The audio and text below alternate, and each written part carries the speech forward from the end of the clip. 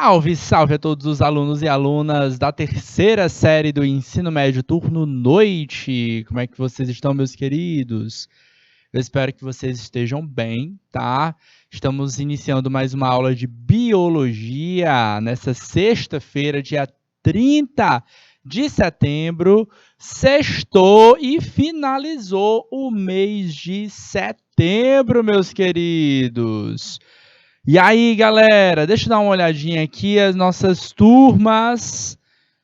Queimada Nova, Eliseu Martins e os demais que estão acompanhando a nossa aula pelo chat do IPTV e pelo YouTube. Vamos nós, pessoal. Quem estiver online, quem estiver participando da nossa aula, pode comentar, interagir conosco ao vivo pelo nosso chat, tanto do IPTV nas escolas como pelo YouTube, tá bom? Então você acessa lá a plataforma do YouTube para acompanhar e participar da nossa sala ao vivo, beleza? Hoje na aula de Biologia a gente vai conversar um pouco mais sobre pontos de evolução, tá? Nas últimas semanas, galera, a gente conversou com vocês sobre o ponto de vista da classificação biológica, não foi? A gente aprendeu a classificar, né, os principais grupos taxonômicos. A gente entendeu que na classificação biológica, um principal ponto que leva em consideração a agrupar os seres vivos é o parentesco evolutivo. Na aula de hoje, a gente vai entender como acontecem esses processos de evolução, tá? De macroevolução, de microevolução, ok? E para poder justamente interpretar, tá? Possíveis eventos de especiação, por exemplo, que é o surgimento de alguma espécie nova, beleza? Vamos nós, tá? Tema da nossa aula na tela para vocês, a origem do ser humano e a evolução cultural, tá? É o tema geral da nossa aula.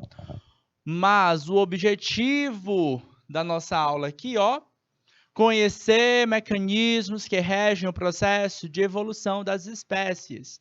Entre eles, mutação, recombinação gênica e seleção natural. Ok? Vamos nós, pessoal. Bora lá, pessoal. Todo mundo, vamos nós, gente. Bom, primeiro ponto de partida que a gente tem que conversar com vocês é entender sobre diversas visões, tá? Que estão presentes no dia a dia da gente, tá? Entender conceitos diferentes podem ser frutos de conhecimento diferente, tá? A gente tem duas grandes teorias referente ao surgimento da vida. Uma é conhecida por nós como criacionismo e a outra evolucionismo, tá?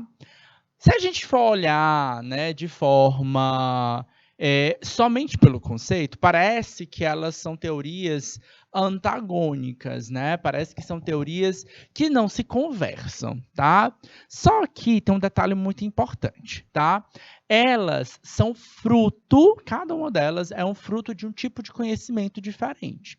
A gente já teve aula com vocês para conversar sobre tipos de conhecimento, tá? A gente tem conhecimentos, como a gente sabe, conhecimento popular, é aquele conhecimento que a gente vai aprendendo ao longo da vida com os nossos pais, né? A gente vai recebendo da nossa cultura, da nossa tradição, dos nossos costumes, e a gente nem sabe muito bem porque a gente entende ele, né? Por exemplo, se eu disser para você que eu tô com uma dorzinha de barriga, né? Eu não comi bem, tá? Eu tô assim com gases, eu tô com mal-estar na barriga, de um modo geral. Certamente alguém da turma de vocês vai virar para mim e falar assim: professor, toma um chazinho de boldo, resolve o problema. Aí eu vou dizer assim: ok, beleza. É bom mesmo esse chá de boldo? Você vai dizer: é sim, professor, eu sempre tomo. Tu aprendeu com quem esse chá de boldo? Né? Você vai dizer: não, aprendi com minha mãe, não, aprendi com minha avó, né? Então, mas por que ele é bom? Aí trava, né? Isso é o conhecimento popular. A gente vai vivenciando, né, com as nossas experiências, né, da nossa vida, né, muito pelo empirismo, né, muito baseada no empirismo, nas vivências, na tentativa e erro. Ah, tomei uma vez, deu certo, então tá, é bom, né? E aí a gente vai seguindo, a gente não sabe muito bem a explicação, né? E isso aí é o conhecimento popular, tá? E baseia muito, tá? Dá muito norte pra gente. Ele é pautado principalmente no empirismo, na vivência, tá? A gente tem o conhecimento religioso. Normalmente, conhecimento religioso, ele é mítico, tá? Ele tem a ver aí com os processos de crenças, né, de tradições de costumes, né? Pode ter ou não uma figura bíblica, né? Um livro sagrado ali, uma Bíblia, um Alcorão, para poder ditar as regras e as verdades absolutas, tá? A gente tem conhecimento filosófico, que é um conhecimento questionador, né? Muito baseado no método da metodologia da dialética, né? A gente questiona os fatos. E por fim, a gente tem o chamado conhecimento científico, tá? Ele não é focado no mítico, ele é focado nos fatos, no que de fato acontece, no que de fato a gente pode verificar. E o que é verificável, professor? Aquilo que eu posso testar várias vezes, em diferentes situações, e comprovar que o que eu estou vendo de fato acontece, tá? E aí, a partir disso, surgem algumas chamadas teorias, tá? Vale ressaltar que teoria não é achismo, tá? Teoria é uma forma de conhecimento amplamente aceita, tá? A gente tem duas teorias. Uma delas é a teoria do criacionismo, tá? Ela é pautada no conhecimento religioso.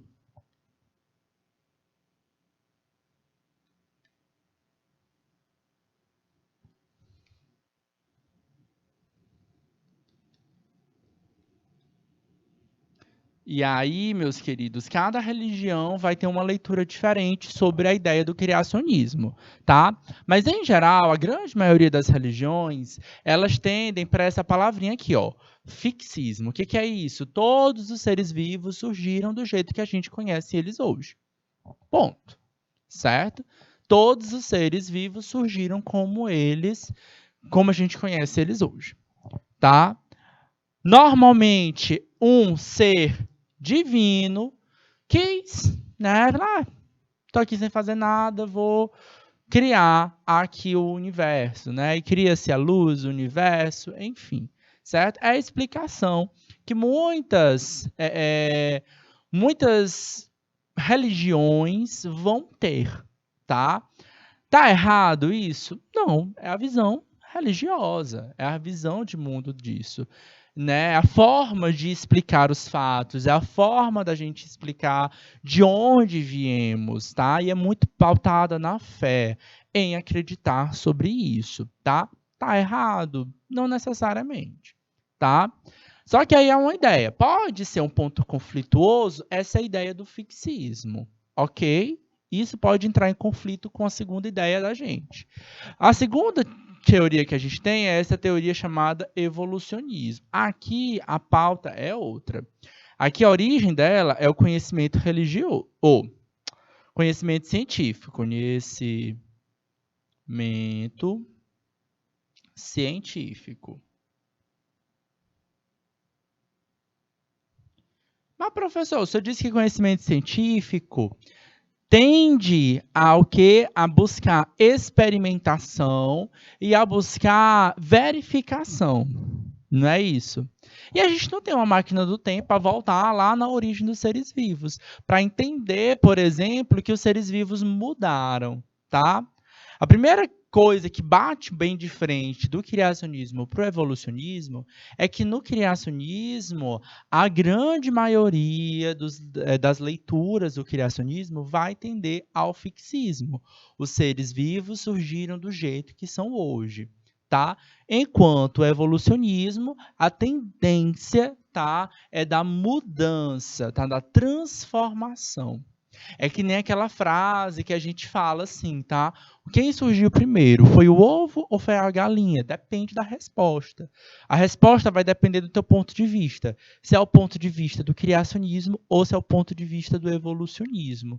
Do ponto de vista do criacionismo, quem surgiu foi a galinha, né? Um ser divino, e aí, quando eu digo ser divino aqui, não estou querendo falar Deus, por quê? Porque todas as religiões podem ter um nome diferente. Pode ser Alá, né, segundo o islamismo, pode ser algum outro Deus de alguma religião politeísta, pode ser Deus essencialmente aí para o cristianismo, certo? Esse Deus, ele cria esse ser humano, esse universo, tá? Na imagem a gente tem um esquema que é um desenho da pintura de Michelangelo, tá? Grande pintor renascentista, demonstrando justamente esse renascimento, galera, é um período onde a ciência se consolida também, tá? E a arte, ela reflete um pouco sobre isso. A religião tinha grande importância na sociedade da época. E aí Michelangelo traz esse desenho, né, do Adão e de Deus, né? Deus pegando no dedo, né, ali do Adão, como se ele estivesse criando Adão ali como imagem e semelhança. Essa figura, essa ideia aí do Adão e da Eva é de uma das religiões, é de um dos dogmas religiosos, chamado aí cristianismo, tá? Então temos outros. Em outras aulas a gente pode até trazer essa ideia de outras religiões, mas o nosso foco mesmo é no evolucionismo, tá? Professor, dá para conciliar uma coisa com a outra? Dependendo da forma como você lê, sim, você vai ver que algumas religiões conseguem conciliar puxar a base do conhecimento religioso, não para o criacionismo, mas para o evolucionismo, certo? Vão entender, por exemplo, que as Bíblias, os livros sagrados, elas são, por exemplo, parábolas, né? Enfim, são outras formas. Mas, professor, e aí? Quais são as evidências que trazem para a gente que o ser humano evoluiu? Essa imagem aqui, ela representa o processo de evolução do ser humano, tá? Que o ser humano, ele veio de um primata primitivo, tá? A gente está mostrando aí a evolução do ser humano, que no passado, tá? Teve um ancestral, tá? Olha só como é que a gente vai falar agora, tá? A gente não diz que o ser humano veio do macaco, porque não veio, tá? O ser humano, ele veio ele é descendente, tá? Ele é uma outra pessoa, tá? Ele é um ser vivo, vivo hoje, certo? E descendente de um ancestral também do grupo dos primatas. Eu circulei aqui Australopithecus, tá? Então a nossa linha evolutiva tá lá no passado, marca que temos um ancestral chamado de Australopithecus, tá? O que aconteceu para que esse Australopithecus tenha mudado e dado origem a um gênero chamado Homo? Então a gente tem aqui, ó, várias espécies do gênero Homo. Homo habilis, Homo erecto, Homo neanderthalensis, né, que é o homem de Neandertal, e o Homo sapiens. Hoje só sobreviveu o Homo sapiens. Por que só sobreviveu o Homo sapiens? O que aconteceu com esses outros homens? Aí é onde a gente entra na ideia do que a gente vai trabalhar na aula de hoje, certo? O ponto da evolução mesmo, de fato. A gente tem o que a gente chama de evidência, tá? Conhecimento científico, ele é verificável. E se eu não tenho a máquina do tempo para ir lá atrás e provar que isso de fato aconteceu, a gente vai em busca das evidências. A biologia molecular pode ser uma resposta, os fósseis, tá? Tanto dos seres humanos do passado, como de outros animais, de plantas, podem ajudar também a responder muitas coisas. Mas também, galera, os organismos vivos hoje, que têm um ciclo de vida muito rápido e a gente consegue acompanhar as mudanças dentro deles, também ajudam a gente a responder e a provar e a verificar o que a gente entende sobre esse processo de evolução, tá bom? Então, ó, só para vocês terem uma ideia sobre o processo de evolução, comparando o que seria o fixismo, tá? Que é a base aí do criacionismo, que os seres vivos surgiram no passado. Então, todo esse grupinho aqui de baixo, ó, ele representa o passado. Enquanto esse grupinho aqui de cima, galerinha, é o grupinho do presente.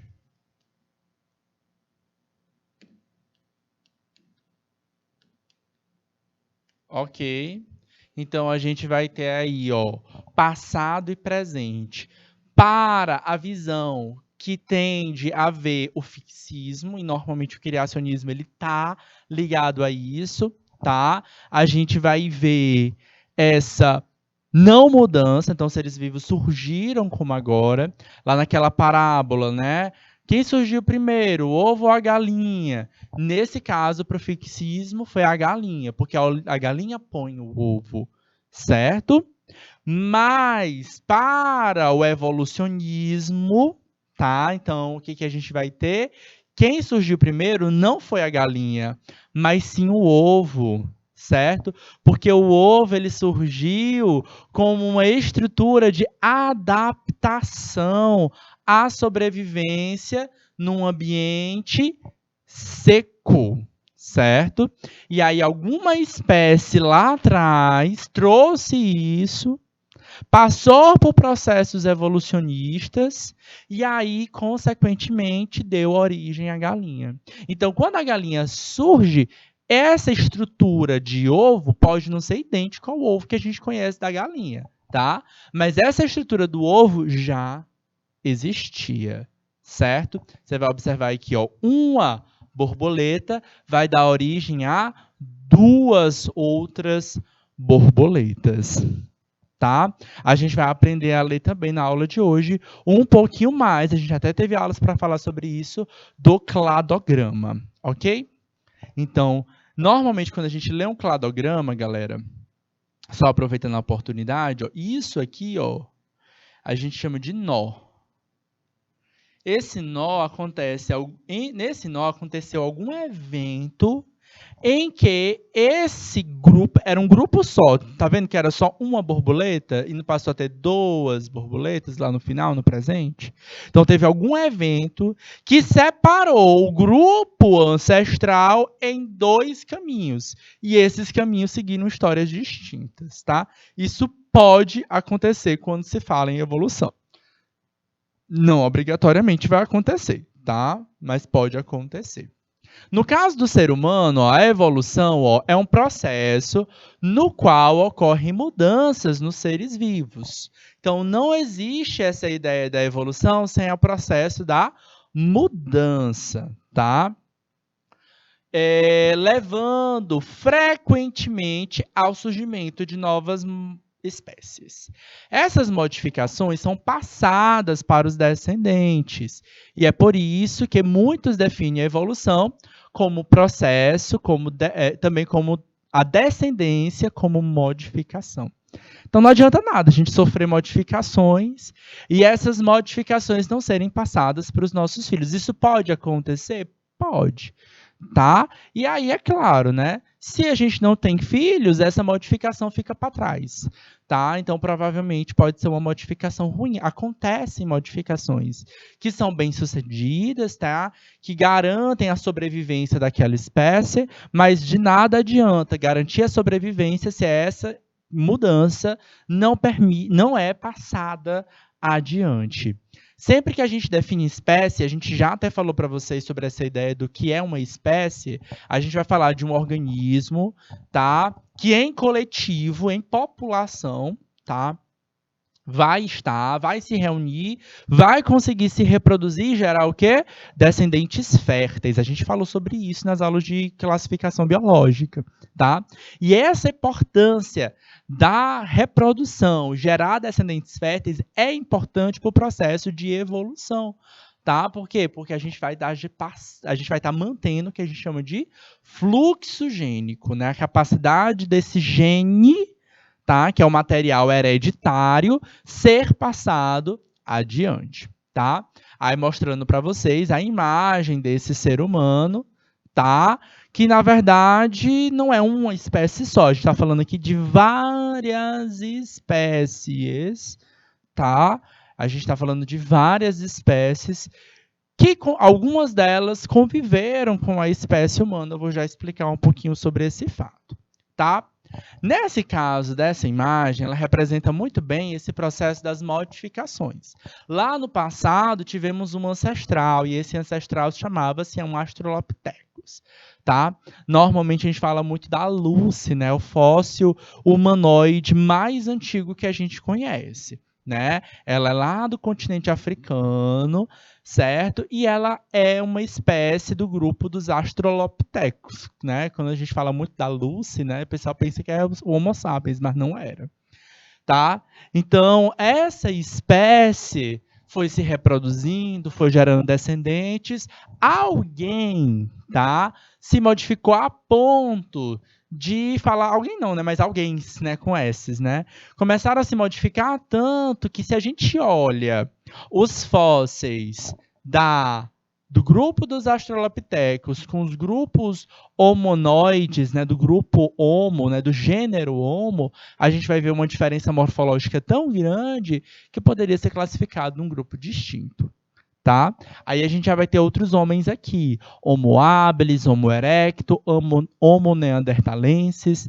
Lá nas aulas de história, tá? Quando a professora Kelly, o professor Adriano estiver conversando com vocês lá sobre a pré-história, que normalmente vocês falam disso no primeiro ano do ensino médio, né? Tudo que antecede a escrita é pré-história, né? Aí ele vai estar falando lá de idade da pedra lascada, de idade da pedra polida. Professor, esse Homo sapiens era muito esperto e sagaz, né? Queridos, a grande chance desse homem ali não ser o Homo sapiens, tem grande tendência de ser o Homo habilis, tá? O Homo erecto, né? Então, o Homo habilis, ele tem habilidades de executar tarefas, tá? E de desenvolver tecnologia, porque sim, galera, as lanças, né? Lança, né? A pedra lascada, a pedra polida é uma ferramenta utilizada para o ser humano para suprir duas necessidades básicas dele. Necessidades, tá? Necessidade de alimentação, a necessidade fisiológica, a necessidade mais básica da gente. Então, para caçar, para pescar, certo? Então, ele usava isso. Como também uma segunda necessidade básica dele também, mas um pouquinho mais refinada, é a necessidade de segurança. Se proteger contra outras sociedades humanas e rivais, por exemplo, ou se proteger contra predadores. Vai que tinha um lobo lá que fosse caçar, certo? Então, queridos, essa pedra lascada e essa pedra polida, né, por mais rudimentar que fosse essa ferramenta, mas era uma ferramenta criada e desenvolvida pelo ser humano inteligente à sua época. Isso é tecnologia, tá? Tecnologia deles. A nossa é um pouquinho mais sofisticada, ok, mas era uma tecnologia, certo? Boa parte das pinturas rupestres pode ter sido feita pelo Homo sapiens, mas algumas também podem ter sido feitas por outros, como o Homo neanderthalensis, né? Algumas sim foram feitas pelo Homo sapiens, principalmente as que estão aqui no continente americano, para contar a história, tá bom? Então, os fósseis, eles ajudam muito a entender esses processos, e a gente vai começar a enxergar o quê? Que algumas dessas espécies humanas, né, humanoides aqui, ó, Homo habilis, Homo erecto e Homo neanderthalensis, Homo sapiens, elas conviveram, tá, entre si. O que, professor? Elas conviveram, tá? Provavelmente um curto espaço de tempo, mas sim, existem fósseis que datam de períodos muito próximos, tá? E isso faz acreditar, a ciência acreditar que eles conviveram. Então, essa ideia de que o Homo habilis deu origem ao Homo erecto, que deu origem ao Homo neanderthalensis, não é exatamente por aí que foi a história, tá? Provavelmente eles conviveram. Então, não tem essa ideia do Homo habilis dar origem ao Homo erecto, né? Eles conviveram entre si, tá? Em um curto espaço de tempo, mas conviveram. Mas o que é interessante a gente ressaltar é que de todos esses, apenas um sobreviveu. Quem foi esse que sobreviveu? O Homo sapiens, Tá? E aí a gente vai entender esses aspectos da evolução, né? O que que fez o ser humano sobreviver, né? Aí a gente vai chegar na palavrinha-chave. A palavra é seleção natural. Sim, o Homo habilis, erectus e neanderthalenses, eles eram inteligentes a ponto de desenvolver ferramentas, de conviver em sociedade, enfim. Mas talvez faltou alguma coisa ali nas características corpóreas, talvez cognitivas deles, para permitir a sobrevivência daquela espécie. A seleção natural, ela seleciona os indivíduos aptos à sobrevivência. O Homo sapiens tem sobrevivido assim. Na prática, galera, aquela imagem ela não é a melhor forma de representar. Ó, vou voltar aqui, ó. Essa imagem aqui, ela não é a melhor forma de representar a evolução humana. É simplesmente para mostrar aqui um pouquinho para a gente como nós mudamos ao longo do tempo. Talvez essa imagem aqui seja a imagem que melhor aproxime aí de quem de fato nós de fato fomos, tá? Então, olha só, isso aqui, galera, é um cladograma, tá? Eu talvez já expliquei para vocês como é que a gente faz a leitura dele, tá? A gente sempre vai procurar os grupos descendentes. Quem são os grupos descendentes? É quem está vivo hoje, tá? Eles vão estar numa extremidade e vai representar o presente, tá? Inclusive, aqui eu tenho até uma linha escrito present, né? Em inglês, presente. Ah, então já facilita o processo aqui para a gente, tá? Então, quem está lá para baixo, está no passado, é o nosso ancestral, tá?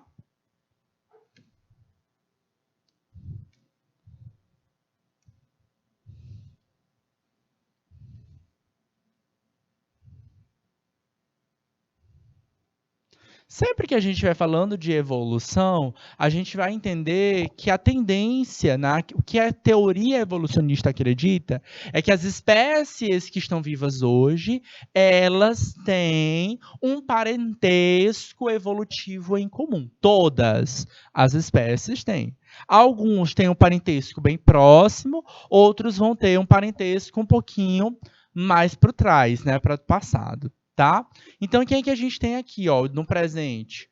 O senhor chimpanzé e o senhor Homo sapiens, tá? Elas estão aqui, ó, no presente, certo? Beleza? Quem tiver com seu nomezinho um pouco mais para baixo é porque é alguma espécie que já foi extinta, tá? Quanto mais perto do presente é porque essa espécie foi extinta a mais recente possível. Observa que o mais próximo que a gente vai ter é o tal Homo neanderthalense, tá? Muitas características que estão no ser humano hoje, por exemplo, tá? Como, por exemplo, o pelo alaranjado, né, das pessoas ruivas, é provavelmente ligado aí ao Homo neanderthalensis. Tá?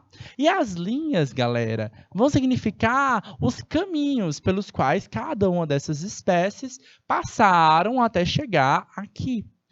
Do lado onde circula a palavra presente, tem aí milhões de anos. Ah, 1 milhão de anos atrás, há 2 milhões de anos atrás, há 3 milhões de anos atrás, tá? Você vai observar que o gênero Homo, tá? Ele vai estar aqui, ó, dentro desse grande grupo que surgiu aí há pouco mais de 2 milhões de anos atrás, tá? E aí, ó, observa o seguinte, que cada pontinho que eu falei para vocês, isso aqui é o que seria um grupo monofilético, mais ou menos isso. E aqui, ó, temos o Australopithecus africanos. A Lucy pertencia a esse grupinho aqui, ó. Certo? Australopithecus africanos, que é o nosso fóssil mais antigo que a gente tem. Ela é o nosso ancestral, é o nosso ancestral comum, né, a todas essas espécies. Observa, galera, o seguinte, tá? Que cada pontinho que a gente tem aqui, ó, chama de nó. Nó. É um evento da evolução que fez com que as espécies, porventura, se separassem, tá? Então, houve um evento há mais ou menos 2 milhões de anos que separou uma espécie, dando origem ao Homo habilis. há quase 1 milhão de anos, surgiu um outro evento que separou e surgiu uma espécie chamada Homo erectus. E há pouco mais de 500 mil anos, teve aí algum evento que separou um grupo, Homo sapiens e Homo neanderthalensis, tá? Homo sapiens e Homo neanderthalensis foram grupos aí que conseguiram conviver em sequência. Tá? Mas por que esses outros não sobreviveram, galera? Observe que cada um tinha características diferentes, distintas, tá? Não enxerguem, não olhem para o lado. Ah, deixa eu voltar aqui nesse gráfico, só para chamar a atenção aqui para vocês, ó. A espécie hoje mais parecida com a espécie humana é o chimpanzé, tá? 98% do DNA do chimpanzé é compatível com o DNA humano, então é muito parecido. Mas observa, galera, que o nosso grau de parentesco com eles não é tão próximo assim, tá? A nossa evolução, nosso ancestral comum é um ancestral de 6 milhões de anos atrás. A gente se separou quase há 5 milhões de anos atrás. Tá? Então, nossa história seguiu caminhos distintos há muito tempo atrás. Certo? É diferente quando a gente olha só para esse grupo que eu estou circulando aqui, do gênero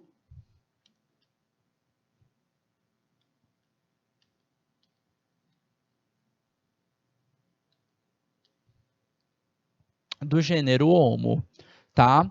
Então, quanto à evolução desse grupo, que surgiu há quase um pouco mais ou menos 2 milhões de anos atrás, certo? Então, os processos de grau de proximidade não é tão próximo assim. Porém, enxergue que o chimpanzé, boa parte do DNA dele é próximo a gente. Tá? Então, é confuso a gente falar que das espécies existentes hoje, o chimpanzé é o grupo mais próximo da gente. Você olha para um chimpanzé, você olha para a gente, não tem nada a ver com a gente. Né? São grupos muito distintos. Ele tem muito mais pelo no corpo, ele não é tão ereto como a gente ele anda ainda utilizando muitas mãos, tá? Mas é porque o que separou a gente, o evento que separou a gente foi um caminho há muito tempo atrás, mais de 5 milhões de anos, acontecendo diversos eventos, como mutação, seleção natural e por aí vai indo, para fazer que, de fato, essa espécie humana parecesse essa espécie humana que a gente se conhece hoje em dia, tá? Mas, professor, o que faz essas outras espécies não sobreviverem? A grande ideia aqui é a ideia da seleção natural, galera. O ambiente ele vai atuar sobre a diversidade intraespecífica, ou seja, dentro da própria espécie.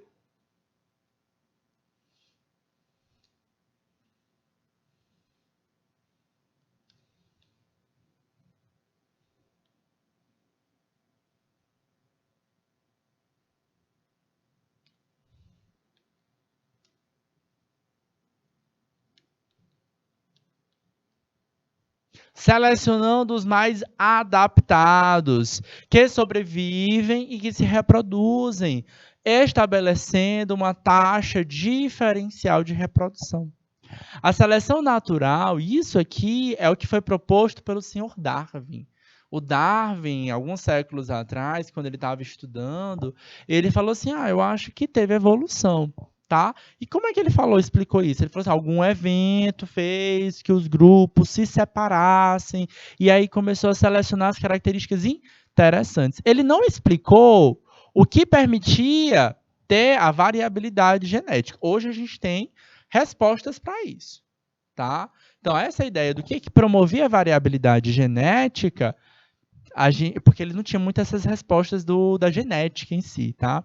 Próximo a ele, tá? Teve alguns estudos de um senhor chamado Mendel, lá nos mosteiros da Europa. Tá? O senhor Mendel, ele desenvolveu leis da ciência, conhecida como leis mendelianas ou leis da genética. Tá? E essas leis, a gente vai entender um pouquinho como é que as características elas podem passar, né?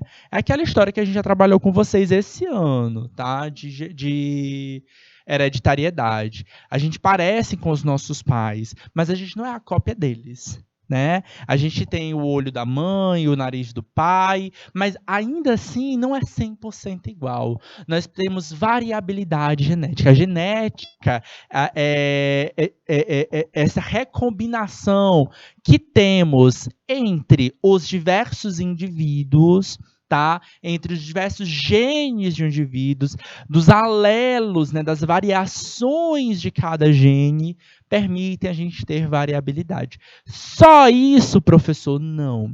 Mutação também pode ter, né? Recombinação gênica pode influenciar na variabilidade. E aí, dentro da mesma espécie, a gente vai começando a ficar diferente demais, né? Um tem uma característica, outro tem outra, e aí o que é que a gente vai ter? A gente vai ter uma grande barreira chamada a seleção da mãe da natureza, tá? Que vai dizer o que é uma característica interessante para a sobrevivência e o que é uma característica que não é tão interessante assim para a sobrevivência. Observa que essas bolinhas aí, ó, temos bolinhas de todas as cores: amarelo, azul, vermelha e verde, tá? Então essas bolinhas representam as variabilidades. Ok? E a seleção, e a natureza, né, a mãe natureza, observa que tem até um teor meio místico aí, né? Alguma coisa diz, alguma coisa seleciona para a gente. De fato, na prática, é isso que acontece, tá? A natureza seleciona. Só que a natureza ela seleciona, a gente até conhece esses processos. É o predador que vai enxergar melhor a presa, tá? Então, por exemplo, a camuflagem, tá? A camuflagem pode ser uma excelente estratégia de sobrevivência, tá? O que é a camuflagem, professor? É quando uma espécie se esconde perto de outras coisas, tá? Como folhagem, tá? Então, o predador ele não consegue distinguir o que é a minha presa e o que é o ambiente. Isso é camuflagem, isso é bom, isso é uma estratégia de sobrevivência. Então, eu não morri. E se eu não morri, eu consigo me reproduzir passando a minha informação adiante, tá? E isso é adaptação, tá? Adaptação não é só ser forte. Adaptação é ter estratégia de sobrevivência. Às vezes, parecer com vilão, tá? Imagina aí a cobra coral falsa, tá? A cobra coral verdadeira, ela tem uma cor chamada cor de advertência, né? É um processo ecológico que a gente chama de aposematismo, tá? Essa coloração de advertência avisa aos possíveis predadores dela que ela é perigosa. Não mexe comigo não, que eu sou perigosa, eu tenho um veneno, tá? Só que aí o que acontece? De fato, o processo de evolução dela a tornou forte, a tornou perigosa. Ela tem um veneno para se defender, por isso que ela sobreviveu. Não é a cor de advertência, tá?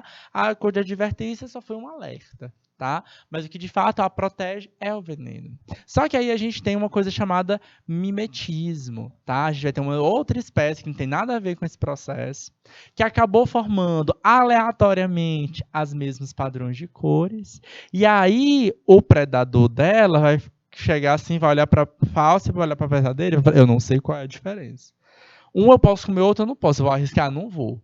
Vou comer outra coisa, tá? E aí, essa espécie que não desenvolveu o veneno acabou se dando bem. Aquela cor que surgiu ao acaso foi uma excelente evidência de sobrevivência. Galera, a ideia é essa. É conseguir sobreviver. Mas eu repito, basta sobreviver? Não. Tá? Não basta sobreviver. Sobreviver é um ponto-chave, mas não é tudo. A reprodução é o que vai marcar o teu sucesso, tá? É conseguir ter filhos, é conseguir ter descendentes e aquela característica minha ser passado adiante, tá? Para que os meus descendentes também tenham aquela característica considerada característica de sucesso. E isso é o processo de seleção natural. Bom dia, boa tarde, noite. Tô falando bom dia, boa tarde, boa noite, Marileide. Obrigado pelo feedback, minha querida. Todos e todas aí de Guaribas, Piauí, sintonizados no canal Educação, tá?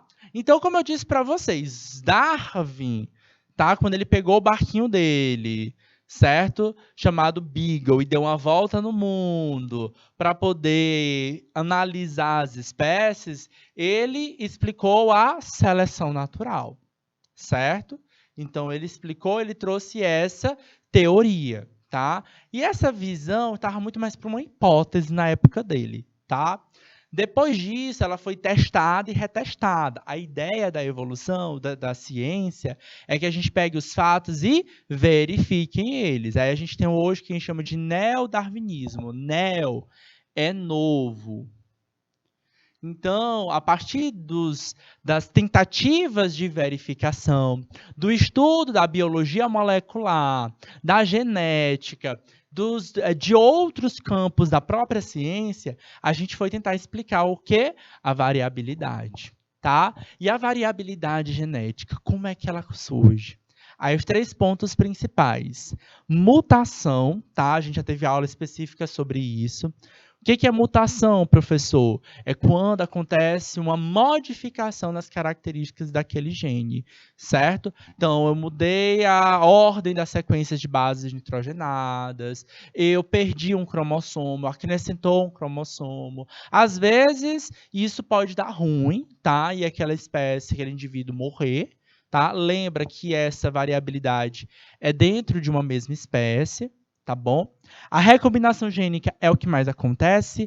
A gente falou nas aulas de genética lá no primeiro semestre sobre ela, tá? Então, tudo isso aqui a gente falou lá nas aulas de variabilidade genética, de alelo dominante, alelo recessivo, por exemplo, tá bom? E o fluxo gênico a gente vai trabalhar no próximo bloco, tá? A gente vai dar um break agora, tá? E a gente volta em instantes para falar um pouco mais sobre essa ideia do fluxo gênico. O que é que interrompe, quando não interrompe, o que é necessariamente esse fluxo gênico. Aguarda aí que a gente volta em instantes.